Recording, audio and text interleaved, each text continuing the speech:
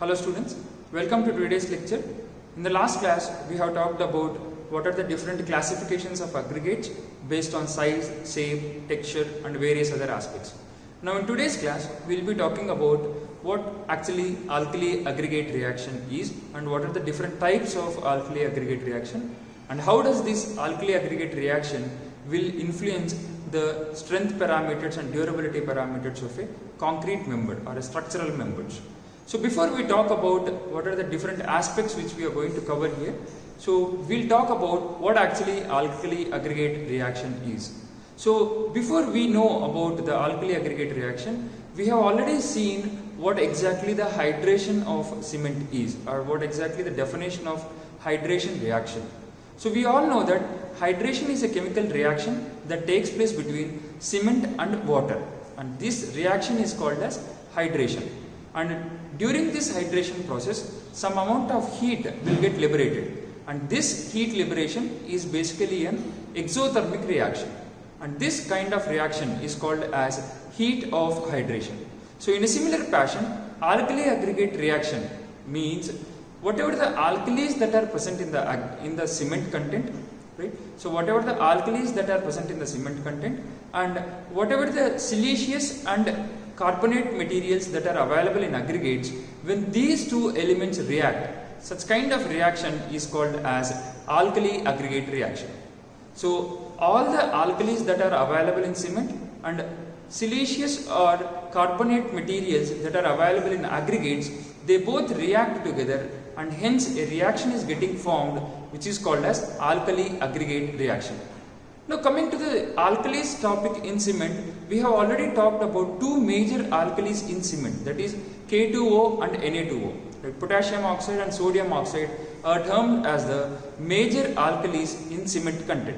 So similarly, the siliceous and argillaceous materials or the carbonate materials that are available in aggregates, they both react together, and hence a reaction is getting formed which is called as alkali aggregate reaction. So the main aspect of the alkali aggregate reaction is they usually makes the concrete to get cracked. Okay, so because of this alkali aggregate reaction, you will find cracks on the surface of concrete materials or the structural members. And here the most important aspect is the aggregates react with alkali hydroxide, and because of the reaction of aggregates with alkali hydroxide, it produces a gel which is called as hygroscopic gel. And due to this hygroscopic gel, the cracks will get initiated and hence the structure will get deteriorated. And this is how the alkali aggregate reaction will show an impact on various types of structural members. Okay. So the other main aspect in this issue is because of this alkali aggregate reaction, majorly the structures will get collapsed sometimes. Okay. And there is also chances that you have to demolish the structure due to the presence of alkali aggregate reactions. Now we will talk about what are the different aspects that are available in alkali aggregate reaction. There are basically two major types of alkali aggregate reaction. The first one is alkali silica reaction and the second one is alkali carbonate reaction. So these are the two main aspects which are available in alkali aggregate reaction. But when you compare alkali silica reaction, alkali carbonate reaction is rarely occurs. It is not very frequent. It occurs at a very least possible cases. We will talk about that in the later stages. Now we will talk about these two different aspects of alkali aggregate reactions. The first one is alkali silica reaction and the second one is alkali carbonate reaction. So as we discussed earlier, the latter occurs very rarely. That is, alkali carbonate reaction will occur at a very rare cost. But the most important aspect which we have to understand is the alkali silica reaction. And due to this alkali silica reaction, most of the structures will get deteriorated. And the alkali aggregate reaction doesn't contribute much to the deterioration of the concrete members. However, when you compare alkali silica reaction with alkali carbonate reaction, alkali silica reaction is said to be of major concern. Okay? But the reason why alkali silica reaction is of major concern is because the aggregates in the alkali silica reaction contains various forms of silica. So due to these various forms of silica which is available in the aggregate, the most commonly occurring reaction is alkali silica reaction. And this alkali silica reaction will have a major impact on durability characteristics of a concrete structure. But however, as we discussed earlier, both type of reactions are more important. So it is better to understand alkali silica reaction and its mechanism as well as alkali carbonate reaction and its mechanism. But however, the most important aspect or the major concern which helps the concrete structure to deteriorate is alkali silica reaction. The next most important aspect is, in history we have never found that no structure has been ever collapsed because of alkali aggregate reaction. So it is very important now. We think that because of alkali aggregate reaction the structures might get collapsed. But so far in the history, no structure has recorded that because of alkali aggregate reaction the structure has got collapsed. Okay? But however, there are cases where structures have to get demolished because of the presence of alkali aggregate reaction. We did not had any occurrences of collapse of the structure because of alkali aggregate reaction, but we have to had collapse the structure or demolish the structure because of the presence of alkali aggregate reaction. So this is how one of the bridge which shows the presence of alkali aggregate reaction. So you can see small amount of cracks which are formed here to the piers or to the columns of this bridge. So because of this connection, the alkali aggregate reaction is of major concern. Now, when these kind of mappings or when these kind of cracks are getting formed on the surfaces, it is very important to understand what exactly the mechanism of alkali aggregate reaction as well as alkali silica and carbonate reaction. So we'll talk about the mechanism of alkali silica and alkali carbonate reaction now. So here, structures severely cracked by alkali aggregate reaction are exposed to weather conditions which are at an extreme rate. Okay, so whatever the structures that are cracked or that are getting cracked by alkali aggregate reaction is majorly because of weather or the climatic changes, or when these conditions or when these structures are in contact with the dampness of a structure or the damp soil. So because of the moisture content and the dampness in the soil, alkali aggregate reaction is much prone to get advanced. Okay. So the next phases which we will be talking about is the high content of alkali in concrete is also an essential factor. Okay. So the higher the quantity of alkalis in cement, so we talked about K2O and Na2O as alkalis. So when higher content of alkalis are available, obviously these alkali contents will play a major role in obtaining to alkali aggregate reaction. So when alkali aggregate reaction is available in a concrete member, it is of utmost importance to take proper measures in order to avoid or in order to repair such kind of structures. So now we'll talk about specifically on alkali silica reaction. As we discussed earlier, in this alkali silica reaction, whatever the alkalis that are present in cement and the siliceous contents that are present in aggregates, they both react together and hence they form a reaction which is called as alkali silica reaction.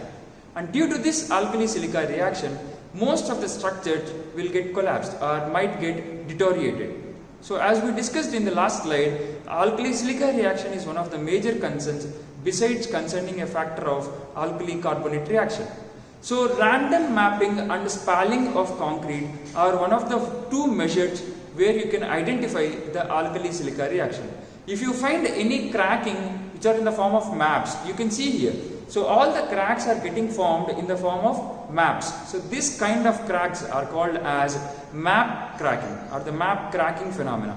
So the mostly if you want to just by naked eye, if you want to remember or if you want to identify, alkali silica reaction will produce map cracking and spalling of concrete. So these are the two main things which you can easily identify with your naked eye. Okay. So the other important aspect is petrographic examination is also one of the important aspects where you can identify the extensivity of alkali silica reaction. So petrographic examination can be done in the laboratory, whereas the spalling and map cracking can be seen at the site itself with our naked eye. We don't need any extra equipment.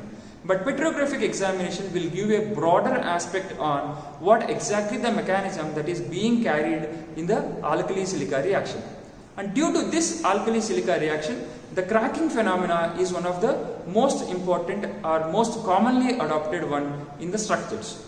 Alkali silica reaction usually generates high amounts of pressure, and due to this high amounts of pressure which is exerted by alkali silica reaction, it causes damage to the concrete structure. Okay. The other aspect is, in alkali silica reaction, the most importantly, the expansive pressure is majorly because of the elements that are available in a concrete matrix. And if these elements are available in a concrete matrix, what exactly happens is the cracking initiates in areas such as where it is near to pipelines or where it is near to sewer pipelines. So these are the two common places where alkali silica reaction will progress at a very faster rate. And due to this dampness contact with the concrete structure, alkali silica reaction will progress. Okay. So the other aspect is, when we talk about the how to control the alkali aggregate reaction or how to control alkali silica reaction, you can use the supplementary cementitious materials which are also called as mineral admixtures such as silica fume, fly ash and GGBFS, that is ground granulated blast furnace slag. So these three supplementary cementitious materials will help to control the alkali silica reaction in a concrete member, and due to this control we can extensively avoid the extent of the alkali silica reaction. And it is also said that lithium compounds can also be used in order to control the alkali silica reaction.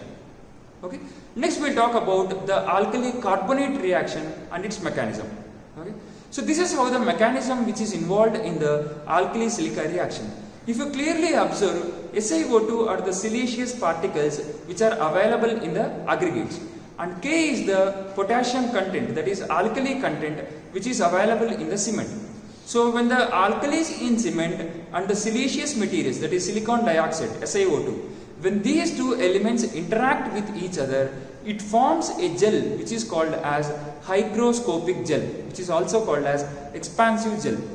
And this expansive gel or hygroscopic gel will react with water, and this reaction will cause cracking on the surface of concrete members. And this cracking is majorly because of alkali silica reaction. So this is what the mechanism which is involved in the alkali silica reaction. It is in a very simplest form. The siliceous contents which are available in the aggregates and the alkalis content which are available in the cement, they both react with each other and they produce a gel which is called as hygroscopic gel. And this hygroscopic gel, when interacts with water, it causes cracking on the surface of materials or on the surface of concrete members. And this cracking is majorly because of a phenomena which is called as alkali silica reaction. Okay. So now we'll talk about what actually helps in the promotion of alkali silica reaction. The first thing is, the presence of water is one of the main aspects which helps in promoting of alkali silica reaction. Suppose when a concrete structure is very close or nearby to the water's members, so what actually happens is the dampness will continuously supply to the concrete. So due to this dampness, alkali silica reaction will happen. As you can see here, all the dam side walls, right? So they have got affected with a cracking phenomena which is also called map cracking. You can see map cracking on the surface of the walls. So this map cracking is because of continuously the dam is in close contact with water. And when this dam is in close contact with water, there is a chance that alkali silica reaction will happen. Okay. The next most important thing is the minimum relative humidity which is available inside the concrete member. Okay. Even if minimum amount of humidity that is available inside the concrete member, this will also promote the alkali silica reaction. This is what the structure where the relative humidity is inside the concrete, and this relative humidity made the concrete to produce hygroscopic gel, and this hygroscopic gel, when react with water, it caused cracking on the surface of the material. This is said as one of the most important case study in terms of alkali silica reaction. The other aspect is higher temperature will also promote the alkali silica reaction. So if you construct a structure in a places like a 50 degrees centigrade or 58 degrees centigrade, so at those places high amounts of alkali silica reaction will easily get promoted. And remember, alkali silica reaction is a very slow process when you compare with alkali carbonate reaction. So it is not a fast process, it is a very a long-term process which happens at a very slow pace. And due to this alkali silica reaction, these are the major effects which are caused. That is, one is map cracking, the other one is spalling, the other one is the deterioration of the complete structure, and because of these factors, the structure might also get collapsed, or you have to demolish the structure based on the intensity of alkali silica reaction. Now we will talk about what actually is alkali carbonate reaction. So what actually alkali carbonate reaction is, whatever the alkalis that are present in the cement, and these alkalis will react with carbonate particles in the aggregate, and hence to produce a reaction which is called as alkali carbonate reaction. So the alkalis in cement and the carbonate particles in aggregate, they both react together, and hence the formation of alkali carbonate reaction. And this alkali carbonate reaction will cause cracks on the surface. Okay, as you can see in the figure. So it is observed in certain type of dolomite rocks. So usually when you use dolomite rocks in the construction activities, these dolomite rocks are specifically prone to alkali carbonate reaction. It is because of dolomite rocks will have high carbonate content. So when you use dolomite rocks in the construction activities, make sure the carbonate content has to be properly checked and then use it for the construction activities. However, it is a dangerous aspect. So usage of dolomite rocks in the construction activities should be in a very limited way because of the presence of alkali carbonate reaction. And it is also caused because of considerable expansion as well. So you can see here in the figure, the expansion of the concrete has taken place, right? The crack has got initiated, and this crack has made the concrete member to expand, right? You can see a very major crack over there, and due to this major crack, considerable expansion will also happen. This is majorly because of the alkali carbonate reaction, and alkali carbonate reaction is very rare in nature when you compare with alkali silica reaction. And the other main aspect in alkali carbonate reaction is the use of supplementary cementitious materials, that is the mineral admixtures such as fly ash, silica fume and GGBFS does not control the alkali carbonate reaction. So this is one aspect which you have to remember. Alkali silica reaction can be controlled by using mineral admixtures, whereas alkali carbonate reaction cannot be controlled by using the supplementary cementitious materials which are also called as mineral admixtures. And it is recommended that the alkali carbonate reaction is susceptible aggregates not to be used in concrete. So it is always advised not to use aggregates which are highly prone to alkali carbonate reaction. So the best example where the rocks which easily get susceptible to alkali carbonate reaction is dolomite rocks. Okay, so it is always advised not to use these rocks in order to avoid the alkali carbonate reaction. So in the next class, we will talk about what are the various factors that are helpful in the promotion of alkali carbonate reaction. Thank you.